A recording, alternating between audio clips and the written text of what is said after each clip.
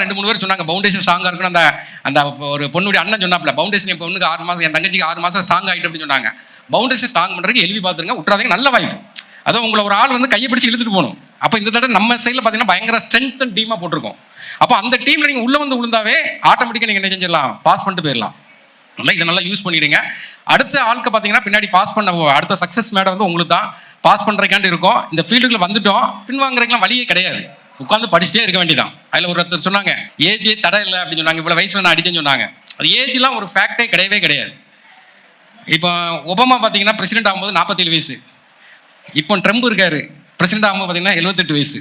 ஏன்னா 2 பேருமே America president. அவங்க எண்ணம் தான் முக்கியம், பிரசிடென்ட் ஆகணும். அப்போ ஏஜுங்கிறதுலாம் ஒரு ஃபேக்டே கிடையாது, எதுவுமே ஒரு ஃபேக்ட் கிடையாது. நம்ம எண்ணம் வந்து தெளிவாக இருந்தால் நம்மளை டிஸ்ட்ராக்ட் பண்ணுறக்கும் யாருமே வரவே மாட்டாங்க. அதனால் நம்ம தெளிவாக உட்காந்து எண்ணத்தை ஸ்டார்ட் பண்ணிட்டு உட்காந்து நம்ம படிச்சுட்டே இருக்கணும், அதான் வேலை. பின்னாடி உள்ளவங்க என்ன பண்ணுங்க கேட்டிங்கன்னா பிவிக்கு நிறைய சால்வ் பண்ணி பாருங்க, ப்ரீவியஸ் இயர் கொஸ்டின் நிறைய சால்வ் பண்ணி பாருங்க. இதே தான் நோக்கம். 24/7 நம்ம அதை தான் திங்க் பண்ணிட்டே இருக்கோம். நிறைய டிஸ்ட்ராக்ஷன் வரும், வராமல் இருக்காது. நம்ம ஸ்ட்ராங்காக இருந்தோன்னா எந்த டிஸ்ட்ராக்ஷனே வராது. இப்போ என்னுடைய லைஃப்பில் நடந்த ஒரு மூமெண்ட்டை சொல்கிறேன்.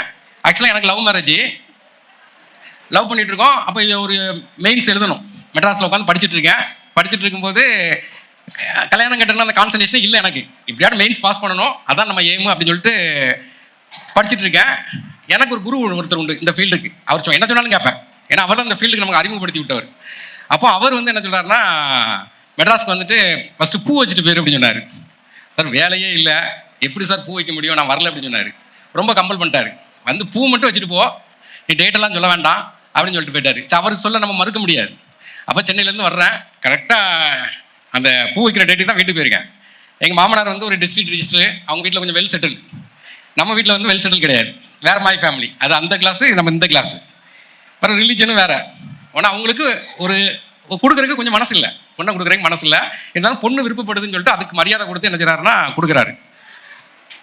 பூவெல்லாம் வச்சாச்சு, ஃபங்க்ஷன்லாம் முடிஞ்சிட்டு முடிஞ்ச உடனே சாப்பிட்டுலாம் முடிச்சாச்சு. எனக்கு மெட்ராஸ் போகணும் ஒரே எண்ணம், டக்குன்னு போகணும், பரிச்சலில் போகணும் ஒரு எண்ணம். சுற்றி உட்கார வச்சுட்டாங்க நம்மளை. உட்கார வச்சுட்டு பூ வச்ச பிறகு டேட்டு சொல்லாமல் இருக்கக்கூடாது அப்படிங்காங்க. அவ்வளோ பேரும் நம்மளை டார்கெட் பண்ணுறாங்க. ஏன்னா எனக்கு அந்த டேட்டுக்கு வந்ததே ரொம்ப முக்கியம். நான் டேட்டு சொல்லவும் இல்லை, எங்கள் அப்பாட்ட ப்ரெஷர் கொடுக்காங்க. எங்கள் அப்பா வந்து பையன் இஷ்டம் அப்படின்னு சொல்லிட்டாங்க. உடனே நான் டேட்டு சொல்லவே இல்லை. டென்ஷன் ஆகிறாங்க, அந்த வீட்டில் உள்ள எல்லாருமே பயங்கர ப்ரெஷர் ஆகிறாங்க. இந்த ப்ரெஷரை நம்ம தான் ஹேண்டில் பண்ண போகிறோம். நம்ம நோக்கம் தெளிவாக இருந்தால் எந்த ப்ரெஷரையும் ஹேண்டில் பண்ணிடலாம். எனக்கு நோக்கம் எக்ஸாம் எழுதுற மட்டும் தான் நோக்கம். அதனால் அவங்க சொன்னது எதுவுமே காதில் வாங்கலை. சாப்பிட்டு முடிச்சுட்டு வாரன்னு சொல்லிட்டு கிளம்பிட்டேன். அவருக்கு பயங்கர டென்ஷன், எங்கள் மாமனாருக்கு பயங்கர டென்ஷனு. பேல் சிட்டியில் ஏறணும், நைட்டு 8 மணிக்கு பேல் சிட்டி ட்ரெயின் தூத்துக்குடிலேருந்து சென்னை போகணும், அண்டர் சொல்ல தான் போவோம்.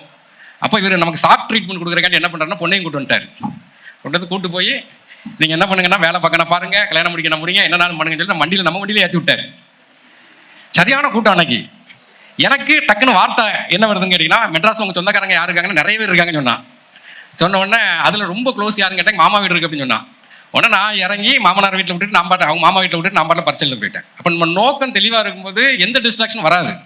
நம்ம அதை காது கொடுத்து கேட்டால் தான் அது நம்மளை அஃபெக்ட் பண்ணும். இது வந்து நம்ம ஒன் சைடாக பேசுகிற மாதிரி இருக்கலாம், அவங்க சொல்கிறதுலாம் செவி சாய்க்காத அளவு கூட இருக்கலாம். ஆனால் நம்ம நோக்கம் என்னன்னா எக்ஸாம் பாஸ் பண்ணுறது தான். அதனால் பின்னால் உள்ளவங்க பார்த்தீங்கன்னா எக்ஸாம் படிக்கும்போது உங்களுக்கு எந்த டிஸ்டன்ஸும் வரக்கூடாதுங்க, எதுவுமே வரக்கூடாது. நான் படிக்கும்போது பார்த்தீங்கன்னா எங்கள் வீட்டுக்கும் எனக்கு வந்து ஒரு 300 மீட்டர் டிஸ்டன்ஸ் தான். வாரத்துக்கு ஒரு நாள் தான் வீட்டுக்கு போவேன், அது துணி துவைக்க தான் போவேன். எங்கள் வீட்டில் எங்கள் அம்மா வந்து என்னை ஏசிட்டே இருப்பாங்க, வேலைக்கு போகக்கூடாதுன்னு ஒரு காரணத்தில் படிச்சுட்டு இருக்கேன் அப்படிம்பாங்க. ஆனால் எங்கள் அப்பா என்ன புரிஞ்சுக்கிட்டாரு, அவருக்கு மட்டும் மதிப்பு கொடுத்துக்கிடுவேன். ஆனால் வேலை கிடைச்சப்பறம் பார்த்தீங்கன்னா எல்லாருமே அதை மாற்றி பேசுவாங்க. அதனால் நம்ம இந்த படிக்கிற காலத்தில் யார் சொல்கிறதையும் காதில் வாங்க. நம்ம வீக்காக இருந்தால் தான் எல்லாரும் சொல்கிறதையும் காதில் வாங்குவோம். நம்ம ஸ்ட்ராங்காக இருந்தோம்னு வச்சுங்களேன், யாரும் சொல்கிறதையும் காதில் வாங்க மாட்டோம். அதனால் நீங்கள் உங்கள்கிட்ட இருக்கக்கூடிய கேரக்டர் ஒரே ஒரு கேரக்டர் தான் இருக்கணும், ஸ்ட்ராங்காக இருக்கணும். ஃபஸ்ட்டு ஸ்ட்ராங்காக இருக்கிறவங்க தான் அந்த ஃபீல்டே சூஸ் பண்ணுவாங்க. எல்லாராலையும் சூஸ் பண்ண முடியும். நீங்கள் பார்த்துருக்கலாம், படிக்க வரும்போது நிறைய பேர் இருப்பாங்க, 100 பேர் 300 பேர்கிட்ட இருப்பாங்க.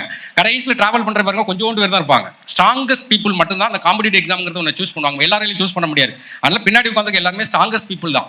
ஆனால் நம்மளோட குறையை ரெக்டிஃபை பண்ணுறதுக்கு ஒன்லி என்ன பண்ணால் டெஸ்ட் பேஜ் நல்லா யூஸ் பண்ணணும். டெஸ்ட்டில் நமக்கு என்ன மிஸ்டேக் வருதோ அதை ரெக்டிஃபை பண்ணிகிட்டே இருக்கணும். நான் அடிக்கடி சொல்லுவேன், அந்த செஞ்ச மிஸ்டேக்கே திரும்ப செஞ்சுட்டு இருக்கேன்னு வச்சுங்களேன், அவனை மாதிரி முட்டாள் உலகத்திலேயே கிடையாது.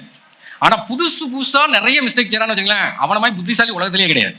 நிறைய மிஸ்டேக் பண்ணணும், ஆனால் செஞ்ச மிஸ்டேக் விடக்கூடாது. இதுக்கு தான் சொல்லுவாங்க, நீங்கள் படிக்கும்போது பார்த்துருப்பீங்க, சில ஃபார்முலா ஒன்று பார்த்துருப்பீங்க, வேலை பார்த்தா வெள்ளக்காரமாய் வேலை பார்க்கணும்னு சொல்லுவாங்க, கேள்விப்பட்டிருக்கீங்களா? வெள்ளக்காரமாய் வேலை பார்க்கணும்னா நானும் அதுக்கு மீனிங் தேடினேன். வெள்ளக்காரமாய் வேலை பார்க்கணும்னா என்ன அர்த்தம் கேட்டால் சுறுசுறுப்பாக வேலை பார்க்கணும், ஸ்மார்ட் ஒர்க்காக வேலை பார்க்கணும், அப்படி எந்த மீனிங்குமே கிடையாது. வெள்ளக்காரமாய் வேலை பார்க்கணும், அவன் செஞ்ச மிஸ்டேக் திரும்ப செய்ய மாட்டான், அது ஒன்று தான் ஃபார்முலா. நீங்கள் வரலாறு எல்லாரும் படிச்சிருப்பீங்க. 1930 பார்த்தீங்கன்னா சட்டமறுப்பு இயக்கம் நடக்கும். ஸ்டார்டிங்கில் காந்தி ஒரு 78 வருடம் ஆரம்பிப்பார். மார்ச் 12ஆம் தேதி, ஏப்ரல் 6 ரீச் ஆகும்போது மாஸ் பீப்புள், ஏகப்பட்ட பீப்புள் உள்ள போயிருவாங்க. அவனுக்கு அப்பதான் ஸ்ட்ரைக் ஆகுது, ஒரு தனியா நடக்க விட்டோமே இவ்வளவு பீப்புள் கூட்டிட்டாங்களம்மா. நெக்ஸ்ட் மூவ்மெண்ட் பாருங்க, காந்தியுடைய மூவ்மெண்ட், குயிட் இந்தியா மூவ்மெண்ட்.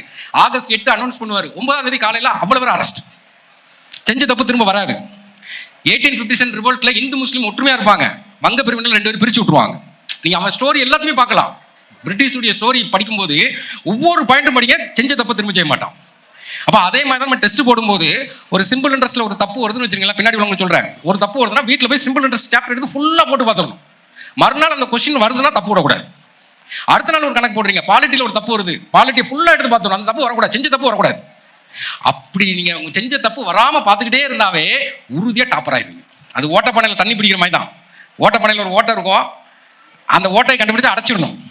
ஏன்னா பிறகு இன்னொரு ஓட்டை வரும், அதையும் அடைச்சிடணும், இன்னொரு ஓட்டை வரும், அதையும் அடைச்சிடும். இப்படி ஓட்டையை அடைச்சிட்டே இருந்தாவே தண்ணி என்ன செஞ்சிடும், நிரம்ப ஆரம்பிச்சிடும். அப்போ அதே மாதிரி தான் டெஸ்ட் போடுற மாதிரி ப்ராக்டிஸ் எதுவுமே கிடையாது. அதனால் டெஸ்ட் ஒன்று தான் உங்களுக்கு வெப்பன். ஏன்னா நிறைய பேர் டைவர்ட் பண்ணுவாங்க, இப்படி படிக்கணும் அப்படி படிக்கணும்பாங்க, அதெல்லாம் கிடையாது. ஒரு லெவல் தாண்ட பிறகு நமக்கு டெஸ்ட் பேஜ் மட்டும் போதும். அதனால் துணிஞ்சு உட்காந்து படிங்க, நெட்ஒர்க்கு அந்த அட்மாஸ்பியரை கூட்டிக்கிடுங்க. இப்போ நம்ம இன்ஸ்டியூட்லேயே பார்த்தீங்கன்னா 24/7 ஓப்பன் கொடுக்குற காரணம் என்ன கேட்டிங்கன்னா அந்த அட்மாஸ்பியர்காண்டி தான். ஃபுல் அண்ட் ஃபுல்லாக தான் அந்த அட்மாஸ்பியரை யூஸ் பண்ணிவிடுங்க. ப்ரிலிம்ஸ் படிக்கிறவங்க, மெயின்ஸ் படிக்கிறவங்க பார்த்தீங்கன்னா எதை பார்த்தாலும் எழுத தெரியும். நமக்கு சில வாய்ப்புலாம் பார்த்தீங்கன்னா ஒன்று மூடுனா தான் பெரிய வாய்ப்பே கிடைக்கும். இப்போ பார்த்தீங்கன்னா எல்லாருக்கும் தெரியும், ட்ரம்புடைய பிரச்சனை மிகப்பெரிய பிரச்சனை போயிட்டு இருக்குது. அமெரிக்கா பிரசிடென்ட் ட்ரம்ப் வந்து ஒரு டேரிஃப் வார் அனௌன்ஸ் பண்ணாரு, 25% சொன்னாரு, திரும்ப ஒரு 25% சொன்னாரு. ஆகஸ்ட் 27 அனௌன்ஸ் பண்ணிட்டாங்க. இந்தியா என்ன செய்யும் சொன்னாங்க, தூத்துக்குள்ள இருந்து பார்த்தீங்கன்னா 5000 கோடி சரக்கு ரிட்டர்ன் ஆகுது, மீன் ஏன்னா நிறைய ரிட்டர்ன் ஆகுது. அப்போ ஒரு கதவே மூடின மாதிரி இருக்குது. பார்த்தீங்கன்னா ஆல்டர்னேட்டாக ஒரு பிளான் போடுறாங்க. யார் கூட ரிலேஷன் போடுறாங்க, ரஷ்யா கூட இன்னும் கொஞ்சம் ரிலேஷன் போடுறாங்க, 5% டாக்ஸ் இன்னும் கொஞ்சம் குறைக்கும். சைனா கூட ரிலேஷன் பண்ணுறாங்க, ஜப்பான் கூட பார்த்தீங்கன்னா நேற்று ஏகப்பட்ட கோடி அக்ரிமெண்ட் போட்டு வந்திருக்காங்க. இப்போ அமெரிக்கா மட்டும் நம்பிட்டு இருக்கோம், அதை க்ளோஸ் பண்ணிட்டான். அப்போ மிகப்பெரிய கதவு நமக்கு திறந்திருக்கு. அப்போ உங்களுக்குமே ஒரு எக்ஸாம் நீங்கள் விட்டுட்டீங்கன்னா அதை விட பெரிய எக்ஸாம் உங்களுக்கு வரும். நீங்கள் அதை விட்டுட்டுன்னு சொல்லி ஃபீல் பண்ணிட்டு கூடாது. வாய்ப்பை நம்ம என்ன செய்யணும், பயன்படுத்திக்கிடணும். நம்ம மெயின்ஸ் படிக்கிறவங்க பார்த்தீங்கன்னா எந்த வார்த்தை பார்த்தாலும் எழுதி பார்க்கணும். ஏதாவது ஒரு வார்த்தை இருக்குது, இல்லை டிஎன்பிசின்னு இருக்கா எழுதி பாருங்க. அதை வச்சு ஒரு 15 வார்த்தை எழுதுற மாதிரி ஒரு சென்டென்ஸ் மேக் பண்ணுங்க. அது ட்ரம்புன்னு இருக்கா ஒரு 15 வார்த்தை, ட்ரம்ப் வந்து டேரிஃப் வார் போடுறாரு, ட்ரம்ப் வந்து அமெரிக்கா பிரசிடென்ட்டாக இருக்கிறாரு, ட்ரம்ப் வந்து இப்படி இருக்காரு, ஒரு 15 வார்த்தையை கொண்டு ஒரு சென்டென்ஸ் மேக்கிங் எழுதுற மாதிரி எதை நினைச்சாலும் திங்க் பண்ணிட்டே இருக்கணும். நான் ஒரு மெயின்ஸ் எழுதும்போது ஒரு கொஸ்டின் கேட்குறான், அப்போ தான் செல்ஃபோனில் பார்த்தீங்கன்னா டச் ஸ்க்ரீன் வந்திருக்கு. டச் ஸ்க்ரீனை பற்றி எழுது 10 மார்க் கொஸ்டின்ஸ். டச் ஸ்க்ரீனை பற்றி 10 மார்க் என்ன எழுது அப்படின்னு சொல்லி யோசிச்சிட்டே இருக்கேன், பாயிண்டே வரல. வெளியே வந்து பார்த்தா அந்த டச் ஸ்க்ரீனுக்கு உள்ள ஒரு கெமிக்கல் வச்சிருக்கானா, அது நம்மளுடைய ப்ரெஷர், பிளட் ப்ரெஷர் வந்து அதில் அமுக்கும் போது தான் கை இதாகுது. அப்படி எனக்கு ஒரு தியரியே இருக்குது. அப்போ நீங்கள் எது பார்த்தாலும் போன வருஷம் யூபிஎஸ்சியில் கொஸ்டின் பார்த்தீங்கன்னா ஃபாஸ்ட் ட்ராக், இந்த நம்ம நிறையாட்டம் போயிட்டு வந்திருப்போம் டோல்கேட்டில், ஃபாஸ்ட் ட்ராக் பற்றி 15 மார்க்கில் கேட்டிருக்கான். அப்போ நம்மளை பொறுத்த வரைக்கும் என்னன்னா எந்த வார்த்தை இருந்தாலும் சென்டென்ஸ் மேக்கிங்காக எழுதணும். என்னை பொறுத்த வரைக்கும் பார்த்தீங்கன்னா ப்ரிலிம்ஸை விட மெயின்ஸ் ஈஸி. ஆனால் நம்மளுடைய ஆப்ரேஷன் எப்படி இருக்குன்னு கேட்டிங்கன்னா ப்ரிலிம்ஸ் போடுற எஃபோர்ட்டும் மெயின்ஸ் போட மாட்டோம். ஒரு லெவலுக்கு அப்புறம் போதும் எழுதிட்டு வரும் அப்படின்னு நினைப்போம். ஆனால் மெயின்ஸ் தான் ஈஸி. மெயின்ஸ் வந்து ஃபேக்ட் இல்லாமல் சமாளிச்சிடலாம். ஆனால் ப்ரிலிம்ஸ் அப்படி கிடையாது, எல்லாத்தையும் படிச்சாகணும். மெயின்ஸில் பொறுத்த வரைக்கும் நமக்கு ஒரு 9 யூனிட் இருக்குன்னு வச்சுங்களேன், ஒவ்வொரு யூனிட்டும் மாற்றி எழுதிக்கலாம். ஏன்னா பாலிட்டி படிச்சதை பாலிட்டி கொண்டு ஹிஸ்ட்ரியில் எழுதலாம், ஹிஸ்ட்ரியில் உள்ளதை பாலிட்டியில் எழுதலாம். இப்போ தான் கொஸ்டின் கேட்டிருக்கேன், யூபிஎஸ்சி கொஸ்டின்லேயே ஃபர்ஸ்ட் பேப்பரில் மாடர்ன் இந்தியாவில் எத்திக்ஸ் வந்து கேட்டு வச்சிருக்கோம் ஒரு கொஸ்டின்ஸ். அப்போ நமக்கு வந்து எல்லா பேப்பரையும் முடிச்சாதான் அது ஈஸின்னு தெரியும். ஆனால் நம்ம ஆளுக்கு என்ன பண்ணுறாங்க, முதல் பேப்பர் படிக்கும் போது டஃப்னு நினச்சி விலகிடுறாங்க. அதனால் எல்லாருமே மெயின்ஸ் உட்காந்து படிங்க, விடாதீங்க. வாய்ப்பு இருந்தால் தான் எல்லாருமே அவங்க திறமையை காட்ட முடியும். அம்மா பார்த்தீங்கன்னா ரயில்வேலையும் 30,000 வேக்கண்ட் வரப்போகுது. எல்லா எக்ஸாமும் எழுதுங்க, ஆனால் ஒரு எக்ஸாம் மட்டும் படிங்க.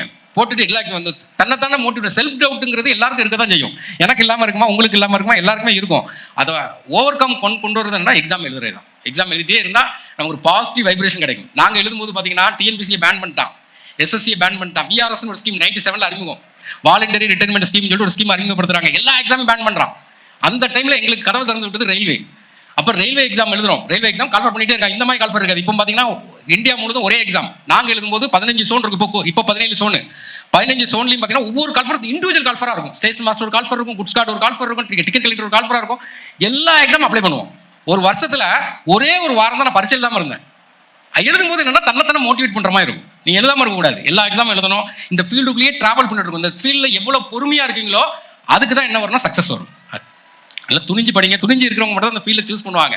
இல்லை நீங்கள் நினைச்சாதான் உங்கள் கவலை வந்து உங்களை அஃபெக்ட் ஆகும். அதான் ஒரு பொண்ணு எடுத்தோன்னு ஒரு பொண்ணு பேசுறாங்க, நம்ம என்ன தேடுறோமோ அதுவும் நம்மளை தேடும். நீங்கள் நல்லா கவனிச்சு பார்க்கலாங்க.